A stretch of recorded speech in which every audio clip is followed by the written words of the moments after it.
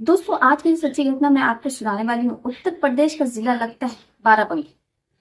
वहां डॉक्टर राव, जिनका बाराबंकी में एक बहुत बड़ा हॉस्पिटल रहता है, वो सर्जन रहते हैं। उनका हॉस्पिटल बहुत अच्छा चल रहा होता है, लेकिन वो हॉस्पिटल में कुछ ऐसा कर रहे होते हैं। जब उनकी पत्नी को इस बारे में पता चलता है तो वो अपनी पत्नी को तलाक दे देते हैं। पत्नी, जिसका नाम सावित्री होता है, सावित्री एक गरीब परिवार की लड़की रहती है। वो चाह करके भी डॉक्टर राहुल का कुछ नहीं कर पाती और इधर डॉक्टर राहुल उसे तलाक दे देते हैं।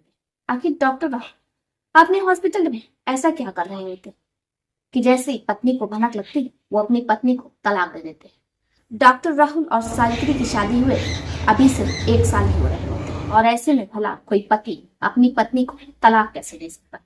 लेकिन डॉक्टर राहुल अपनी पत्नी को 1 साल पहले ही इतना ज्यादा प्रताड़ित करते हैं और उसे डराते हैं, धमकाते हैं, फिर उसे तलाक दे देते हैं। ये कहानी बहुत ही ज्यादा दुख भरी है। आपको यकीन नहीं होगा कि कोई ऐसा कैसे कर सकता।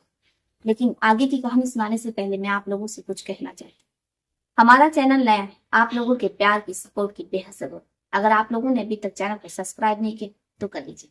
हमारे चैनल पर इस प्रकार की सच्ची घटनाएं, सच्ची कहानियां आती रहती है। आखिर एक डॉक्टर पति ने अपनी पत्नी को तलाक क्यों दे दी और हॉस्पिटल में वो ऐसा क्या कर रहा कि उसकी पत्नी को जैसे ही पता लगा उसने अपनी पत्नी को तलाक दे दी। आखिर वो कौन सा राज, इस राज से भी पर्दा उठाएंगे। बने रहिए हमारे साथ अंत तक।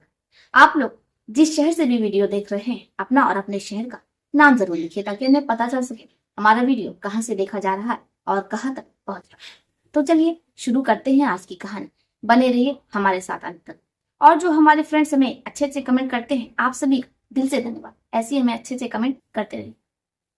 डॉक्टर राहुल, जो बाराबंकी के जाने माने सज्जन रहते हैं, वो बहुत ही अच्छे व्यक्ति रहते हैं, बहुत ही अच्छा स्वभाव उनका रहता है और पूरे बाराबंकी में उनका बहुत नाम रहता है। उनका जो हॉस्पिटल रहता है नंबर 1 पर चल रहा होता है, क्योंकि जितने भी पेशेंट होते हैं वो सभी डॉक्टर राहुल से ही अपना इलाज करवाना चाहते हैं। क्योंकि डॉक्टर राहुल की एक खासियत रहती है, क्योंकि उनके हॉस्पिटल से कोई भी मरकर नहीं गया। जितने भी लोग आए हैं वो चाहे जैसे भी कंडीशन में रहे होंगे वो वहां से जीवित ही गए। इसीलिए जितने भी लोग रहते हैं वो सभी डॉक्टर राहुल से अपना इलाज करवाना चाहते हैं। अब इधर जो डॉक्टर राहुल के माता पिता रहते हैं, हॉस्पिटल में सब कुछ अच्छा चल रहा होता है। उनके लड़के का शहर में इतना बड़ा हॉस्पिटल रहता है, इतना नाम रहता है, बेटा अपने पैर पर खड़ा हो चुका होता है। वो चाहते हैं कि वो अपने बेटे की शादी कर।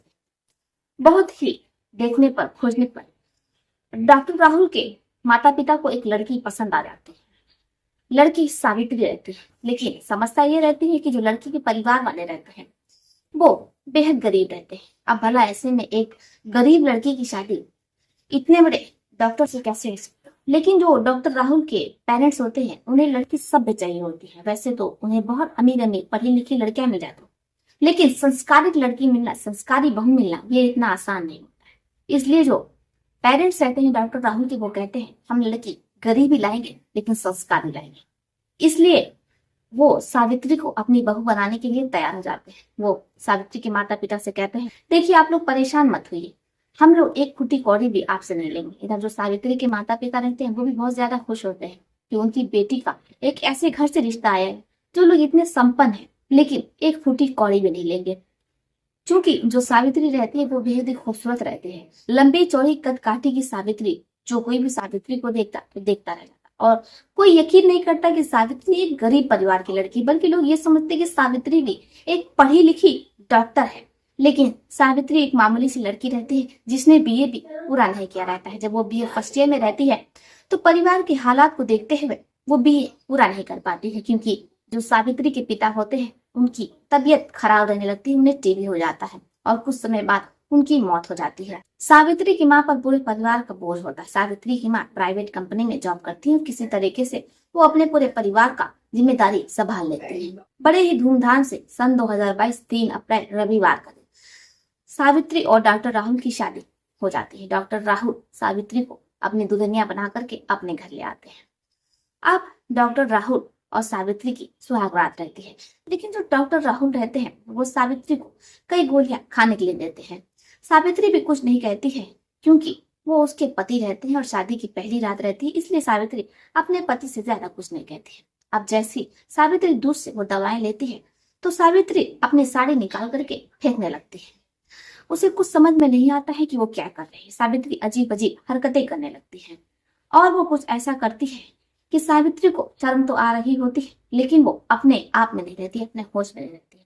सावित्री अपने ही जो बेड रहता है, जो सुहागरात वाला, उस पर ही वो कुछ ऐसे स्टाइल में घोड़ा बन जाती है कि उसे बहुत बुरा लग रहा होता है, खराब लग रहा होता है, लेकिन वो चाह करके भी खुद को रोक नहीं पा रही होती। अब इधर जो डॉक्टर राहुल रहते हैं वो सावित्री के साथ शारीरिक संबंध बनाने लगते हैं, यानी कि सुहागरात बनाने लगते हैं। अब ऐसी सुबह हो जाती है, लेकिन जो डॉक्टर राहुल रहते हैं वो अपनी पत्नी सावित्री को छोड़ने का नाम नहीं लेते हैं। 9 साढ़े 9 बज जाता है, लेकिन डॉक्टर राहुल लगातार सावित्री के साथ संबंध बना रहे होते हैं। सावित्री की तबीयत बहुत ज्यादा खराब हो जाती है, यहाँ तक कि सावित्री बेहोश हो जाती है। अब जब उसे कई घंटे बाद होश आता है तो सावित्री अपने आप को एकदम नेवस्त देखती है, तो उसे कुछ समझ में नहीं आता है कि आखिर उसके साथ क्या हुआ। लेकिन जैसे उसे रात की घटनाएं याद आती है जो जो वो कर रही थी, तो वो शर्म से पानी पानी हो जाती है। लेकिन जो डॉक्टर राहुल रहते हैं वो कहते हैं, देखिए सावित्री, इसमें शर्माने वाली कोई बात नहीं। आपने शादी इसीलिए की है और मैंने भी इसीलिए की है। आप मेरी पत्नी है, मैं आपका पति, हम दोनों के बीच कोई शर्म हया नहीं है। अपने पति के कहने पर लज्जाते हुए सावित्री उठती है, अपने कपड़े पहनती है और कपड़े पहनने के बाद बिना पति से कुछ कहे वो नीचे चली जाती है, नहाती है, धोती है, फ्रेश होती है। अब किचन में वो पूरे परिवार के लिए नाश्ता बना रही होती है, लेकिन बार बार उनके मन में वो सब चीजें आ रही होती है कि अगर उनके हस्बैंड ने उन्हें उत्तेजना बढ़ाने वाली गोली ना खिलाई होती तो शायद वो इस तरीके की जो हरकतें कर रही थी उटपटांग वो ना करती। वो लज्जाते हुए नाश्ता लेकर के अपने पति यानी डॉक्टर राहुल के कमरे में पहुंचती हैं, अपने कमरे में जाती है, डॉक्टर राहुल को नाश्ता देती है और कहती है, देखिए जी, आपने हमारे साथ बहुत गलत किया, आपको ऐसा नहीं करना चाहिए था। क्या आपको ये सब अच्छा लगता है कि आप हमें ऐसी दवाई दे दें जिसके खाने के बाद हम होश में ना रहें और उठ पटांग हरकतें करते रहे। इस पर जो डॉक्टर राहुल रहते हैं वो ठाकी लगा करके हंसने लगते हैं और कहते हैं, देखिए, आपकी जो शादी है वो किसी ऐसे वैसे व्यक्ति से नहीं हुई है, शहर के सबसे बड़े डॉक्टर से हुई है, तो भला ऐसे में आप कैसी उम्मीद कर सकती हैं कि आपकी सुहागरात साधारण होगी। मैं एक डॉक्टर हूँ। सावित्री को भी अपने पति की कही हुई बातें सही लगती हैं और वो भी मुस्कुरा देती हैं और नीचे चली जाती है। अब सब कुछ ऐसे ही चलता रहता है। सावित्री के परिवार में सब कुछ बहुत अच्छा रहता है, लेकिन इधर जो डॉक्टर राहुल रहते हैं अब वो सावित्री से दूर दूर रहने लगते हैं। ना तो वो हॉस्पिटल से घर ही आया करते हैं। जब भी सावित्री उन्हें फोन करती है तो डॉक्टर राहुल कहते हैं, देखिए सावित्री, आप खाना खा लीजिए, मैं हॉस्पिटल में ही खाना खाऊंगा। अब ऐसे ही सब कुछ चलता रहता है, लेकिन सावित्री को कुछ समझ में नहीं आता है कि आखिर उनका हस्बैंड उनसे दूर दूर क्यों रह रहा है और उसका हस्बैंड ना तो उससे बात ही करता है और ना ही अब उनके बीच ऐसी वैसी कोई चीज ही है, यानी कि उनके बीच संबंध भी नहीं बन रहा है। सावित्री को कुछ समझ में नहीं आता है। अब सावित्री अपने हस्बैंड पर नजर रखने लगती है। वो हॉस्पिटल जाती है तो कुछ ऐसा देखती है कि उनके होश उड़ जाते हैं। जो डॉक्टर रहते हैं वो एक नर्स को अपने पास बैठा करके बड़े प्यार से अपने हाथों से खाना खिला रहे हैं। जैसी सावित्री भी देखती है तो डॉक्टर पर काफी ज्यादा भड़क जाती है, लेकिन जो डॉक्टर राहुल रहते हैं वो अपनी पत्नी को डरा धमका करके वहां से भेज देते हैं और कहते हैं कि देखो सावित्री, मेरी शादी तो तुमसे मजबूरी में हुई। मेरे माता पिता ने मेरी शादी आपसे कर दी, वरना मैं तो आपसे शादी ही नहीं करना चाहता था। मेरी गर्लफ्रेंड वामिका नर्स है, इसी वजह से मेरे पेरेंट्स ने मेरी शादी उससे नहीं की, लेकिन मैं आज भी वामिका से उतना ही प्यार करता हूँ और वामिका भी मुझसे उतना ही प्यार करती है। जब सावित्री ये सब अपने कानों से सुनती है तो उन्हें अपने कानों पर विश्वास नहीं होता है। उनके साथ इतना बड़ा धोखा हो गया और शादी के 6 महीने बाद उनके पति की सच्चाई उनके सामने आई है। सावित्री रोते रोते अपने घर आते हैं। अब पति पत्नी के बीच में अनबन रहने लगती है, बहुत ज्यादा खटपट रहने लगती है। इन सब चीजों से तंग आकर के जो डॉक्टर राहुल रहते हैं वो सावित्री को तलाक दे देते हैं और कहते हैं कि वैसे भी मैं एक गरीब परिवार की गरीब लड़की से शादी नहीं करना चाहता था जिसकी कोई औकात नहीं है। कहा मैं एक डॉक्टर हूँ और तुम केवल हाउस वाइफ हो, घर में सिर्फ काम काज ही करती, झाड़ू बर्तन करती। भला झाड़ू बर्तन करने वाली को मैं अपनी पत्नी कैसे बना सकता हूँ। सावित्री अपने पति से जब ये सब सुनती है तो उसके पैरों तले जमीन खिसक जाती है, लेकिन वो अब कर भी क्या सकती है क्योंकि डॉक्टर राहुल ने उसे तलाक दे दिया था। सावित्री रोते रोते हुए अपने घर चली आती है। इधर जो सावित्री की माँ रहती है वो भी काफी ज्यादा परेशान हो जाती है कि उनकी जवान बेटी का तलाक हो गया और अभी 1 साल भी नहीं हुआ उनकी बेटी घर आकर के बैठ गई, लेकिन उन्हें कुछ समझ में नहीं आता है वो क्या करे। तो जो सावित्री रहती है वो अपनी मम्मी को समझाती है और कहती है, देखो मम्मी, जितना भाग्य में लिखा था वो हुआ। अब इसके बाद सावित्री, जिसकी पढ़ाई बीच में छूट जाती है शादी के कारण, यानी कि सावित्री बीए फर्स्ट ईयर कर रही होती है, तभी उसकी शादी हो जाती है। इसलिए सावित्री अब अपने आगे की पढ़ाई करती है। वो बीए फाइनल करती है और वहीं पर बाराबंकी में ही कोचिंग ज्वाइन कर लेती है। सावित्री बहुत मेहनत से पढ़ती है। कुछ ही समय बाद सावित्री उस जिले की आईएएस अधिकारी बन जाती है। जब सावित्री की माँ को यह पता चलता है कि उनकी बेटी की रैंक सबसे नंबर 1 पर है, तो वो बहुत ज्यादा खुश होती हैं और अपनी बेटी को आशीर्वाद देती है और कहती है कि बेटी, तुमने परिवार का भाग बदल दिया। तुम्हारे पिता जब सड़क से देख रहे होंगे तो वो भी तुम्हारे लिए बहुत खुश होंगे। अब सावित्री अपने परिवार को संभाल लेती है। ऐसे सब कुछ चल रहा होता है, लेकिन सावित्री को अक्सर शिकायत आती रहती है कि जो वर्मा हॉस्पिटल है वहां पर काफी ज्यादा पेशेंटों के साथ बदतमीजी की जाती है। सावित्री को भी 1 महीने भी नहीं होता है नियुक्ति हुए, लेकिन वहां पर जितने भी लोग आते हैं वो सब वर्मा हॉस्पिटल की काफी ज्यादा बुराई करते हैं। जितने भी वहां पेशेंट आते हैं अक्सर उनके साथ कुछ बुरा हो जाता है, कुछ अनहोनी हो जाती है और उन पेशेंटों का, उन मरीजों का कुछ पता नहीं चलता है। ज्यादातर जो मरीज होते हैं या तो उनकी मौत हो जाती है या लापता हो जाते हैं। सावित्री जब ये सुनती है तो काफी ज्यादा परेशान हो जाती है कि उनके इलाके में, उनके ही शहर बाराबंकी में ऐसी घटनाएं हो जा रही हैं, लेकिन इसके बावजूद भी ना तो वो कुछ कर पा रही और न ही प्रशासन कुछ कर पा रहा है।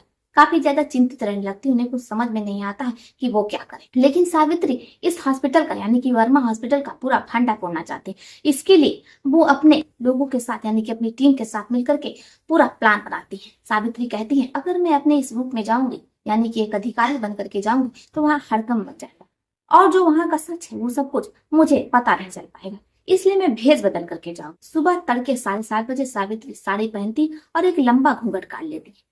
अब वो हॉस्पिटल पहुंचती है, वर्मा हॉस्पिटल। पर्ची कटवाती है, 1 रुपए देती है और लाइन में लग जाती है। लेकिन जो पर्ची काटने वाला रहता है वो वहां जितने भी लोग लाइन में खड़े रहते हैं उनके साथ बदतमीजी करता है, क्योंकि वो जो पर्ची काटने वाला रहता है वो पैसे लेकर के लोगों से उनके नंबर पहले लगा रहा होता है और जो लोग सरकारी फीस पर, यानी कि 1 रुपए पर अपनी पर्ची बनवा रहे होते हैं, उनका नंबर वो बाद में कर देता है। सावित्री ये सब कुछ अपने घूंघट से साफ साफ देख रही होती है और जो कैमरा उन्होंने छुपा करके लगा रखा होता है वो सब कुछ उसमें रिकॉर्ड हो रहा होता है।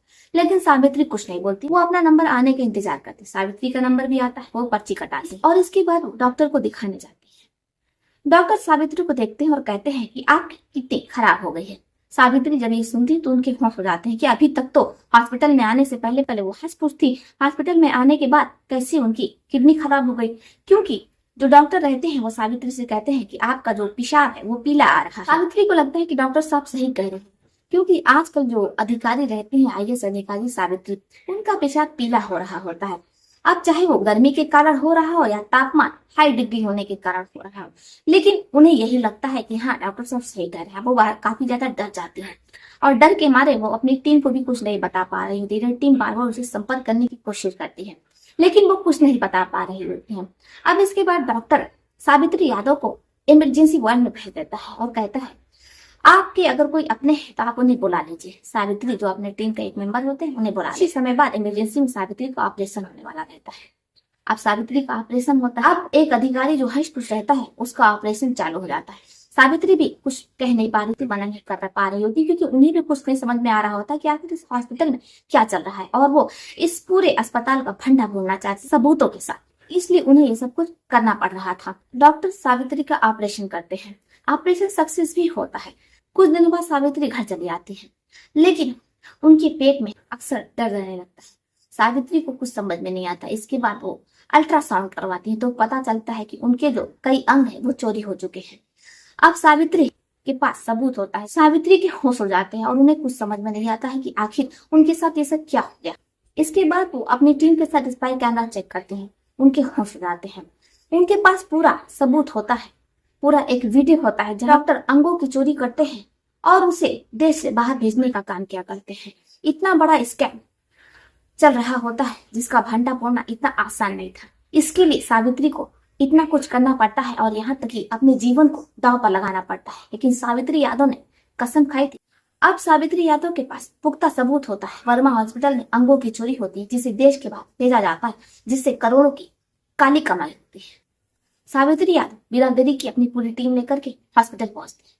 लेकिन जैसे ही वो हॉस्पिटल पहुंचती है, हॉस्पिटल का जो हेड रहता है उससे बात करती है तो उनके होश हो जाते हैं। जैसी सावित्री हॉस्पिटल के मैनेजर को देखती है तो उसके पैरों तले जमीन खिसक जाती है।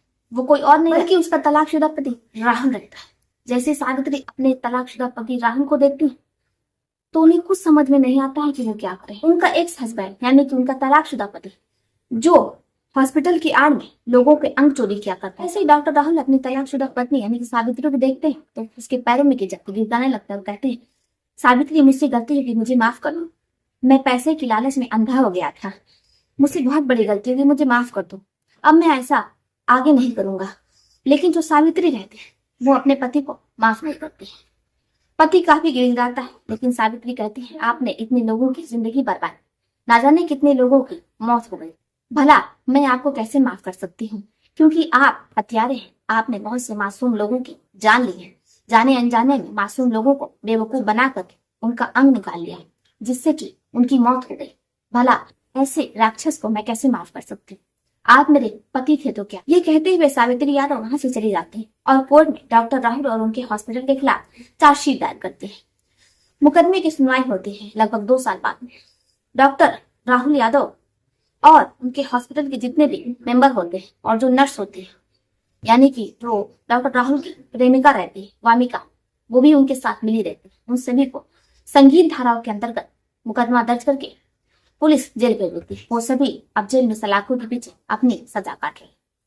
दोस्तों, आशा करते हैं कि ये कहानी आपको बेहद पसंद आई होगी। अगर आपका इस पर कोई सुझाव आप हमें कमेंट बॉक्स में दे सकते हैं। तो चलिए फिर चलते हैं, मिलते हैं आपसे किसी और सच्ची घटना में, किसी और किसी कहानी। तब तक के लिए आप अपना और अपने परिवार ध्यान रखिए।